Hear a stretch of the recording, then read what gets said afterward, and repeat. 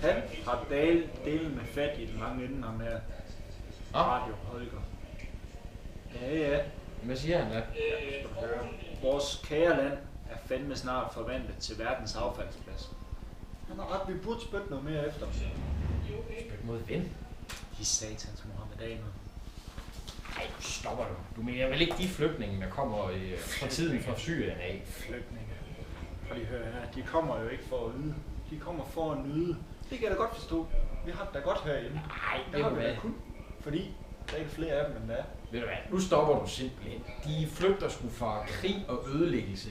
Skal vi bare vende dem ryggen? Skulle vi have gjort det samme i 40'erne, dengang Hitler han begyndte at udrydde jøderne? Skulle vi så også bare vende ryggen til de tyske jøder?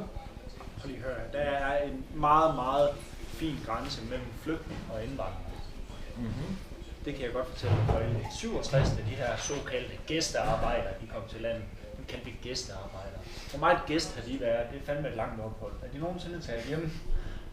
Nej, det er de ikke. Men ved du hvad, de kom netop op, og så hjalp et land, der manglede arbejdskraft. Og når man så ligger blod, sved og tårer, havde jeg nær sagt, og utrolig mange timers arbejdskraft, der kan du også godt forstå, at man gerne vil blive boende her. Ja, det kan jeg også godt. Men hvorfor pokker skal deres familie også med? De kommer jo heller ikke for at nyde. Så kommer hans forældre og hans kone og så videre. De yder ingenting. Ej, ved du hvad, søde ven. Jeg synes, en ting er, at de har spyttet i fælleskassen og hjulpet os i en situation, hvor vi manglede noget arbejdskraft. Så kan jeg da godt forstå, at de gerne vil have familien herop. Og når de nu har ydet til fælleskassen, så må man også godt få lidt af de rettigheder og nogle af de goder, som der er i vores land. Det synes jeg da kun er fair nok. Jeg prøver lige at høre, nu du siger de. Hvad mener du? Det er jo kun mændene. Det er én per familie. Hvis vi så siger, at han har både et sæt forældre, så har konen også et sæt forældre. Så kommer konen, og så kommer deres 8 børn. Altså det er skruen uden ende. Det er jo så det, at vi stille og roligt skal integrere dem ind i vores samfund. Det skal selvfølgelig give mening, men nu har de jo ligesom knoklet og ydet til fælleskassen, så må de jo også godt få lidt igen.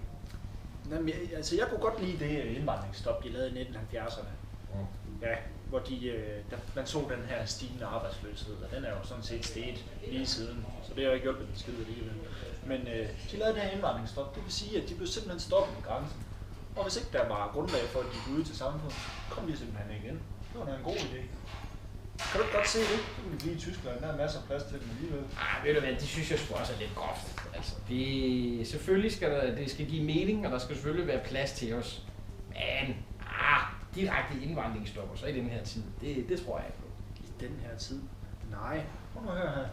Da Mogens Glistrup, han lavede det her Fremskridtsparti i 73, der satte han nogle konkrete krav til de her indvandrere, om hvad de skulle opnå og gøre for at kunne få lov at blive i det her land. Han lavede det her kursus til dem. Det famøse kursus på 40 timer. Altså, det er jo ikke andet end begynder på. De skal jo kunne indordne sig og leve i samfundet. De skal ikke kun kunne forstå, at det bliver 15 kroner og så videre. De skal dele med. Altså 100 timer, tænker jeg, det kunne måske gå. Altså om måneden selvfølgelig. Så det skulle være fast ved siden af jobbet også. Ja. Altså prøv, jeg er helt med på, at vi er nødt til at stille krav. Men det handler jo ikke kun om nye borgere eller mennesker, der kommer til landet. Vi stiller jo krav til alle borgere i Danmark. Altså det er jo ikke noget. Vi kan jo ikke begynde at leve hets mod enkelte grupper af personer eller enkelte grupper med bestemt hudfarve og sådan noget. Nej, hvis vi begynder at gøre sådan noget, så får vi jo en tamilsag lige pludselig igen. Du snakker om at lave hets. Jeg snakker om realisme. Vi er nødt til at være realistiske omkring, hvad de kommer til landet med. Kommer de for at snylde på samfundet, eller kommer de for at yde? De fede må svede. De fede må svede. Ved du hvad, jeg tror nok godt, at hvis vi sætter krav til alle, så skal alle nu også nok kunne leve til. Jamen, sæt krav. Jeg forstår slet ikke, hvorfor de overhovedet skal til landet i den første omgang. Altså, de kommer, rejser igennem Tyskland og alle mulige andre lande, der fungerer mindst lige så godt som vores gør. Hvorfor kan de ikke bare blive der? Hvorfor skal de helt herop? Prøv at høre, hvis alle havde den mentalitet, hvis alle lande i Europa havde den mentalitet, de bare skulle afvises ved grænsen, men så ville det jo bare ende, at vi havde sådan en kæmpe store flygtningeprop nede ved Middelhavet. Det er der jo ikke nogen, der vil få del af, eller noget godt ud af. Ej, ved du, vi er nødt til alle sammen at tage vores del af ansvaret, så vi kan lave en fælles løsning. Ved du hvad? I 92, der blev udlændingeloven startet. Og jeg synes, det var måske lidt for lempet, men det var da et skridt i den rigtige retning. Det blev simpelthen lovpligtigt for dem at forsørge deres egne forældre, hvis de alligevel skulle have hele familien heroppe. Pligt til at forsørge forældre. Altså det er fint nok. Det giver mening. Men hvad med de dovne koner? Hvad mener du med de million kroner. Ja, men du ved da, hvad jeg mener. Du kender statistikkerne. 3 ud af 4 indvandrerkvinder, de er ikke i arbejde. 3 ud af 4, det er 75%. Det er jo også rigtig mange, men prøv nu at høre her. Der er jo nok også en grund til det. Igen, vi taler altså om familier og mennesker, der kommer fra et land med krig, død og ødelæggelse. De her stakkels mennesker, de er jo ramt af krigstraumer, har psykologiske problemer. Der er være nogen, der har krigsskader og mistet et ben eller sådan noget. Ej, ved du hvad? Der er vi nødt til at så simpelthen hjælpe. Så må vi give dem den lægehjælp, de har brug for, og så stille og roligt gøre dem klar til, at de kan være en del af vores samfund. Fordi i sidste ende, hvis vi hjælper dem, så vil de også blive en ressource. Hvem er det, der erklærer dem, sådan så de ikke kan yde på arbejdsmarkedet i Danmark? Det er en eller anden korrupt såkaldt læge ude fra Vollsmose. Ved du hvad? Han er der i lommen på dem alle sammen, men prøv lige høre her en gang.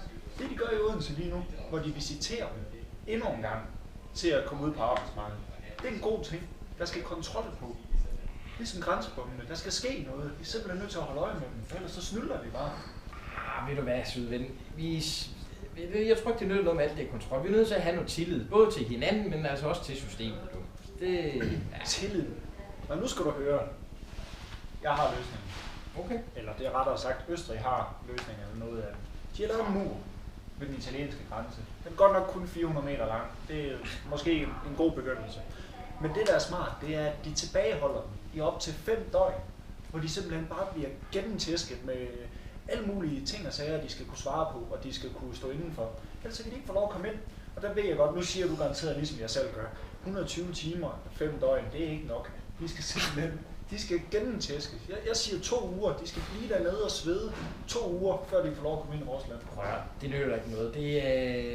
Vi skal ikke bygge mure, vi er nødt til at bygge broer mellem hinanden. Det er noget hippiefis. Det tror jeg sgu aldrig, vi to bliver enige om, så. Nå, det var sgu nok ret.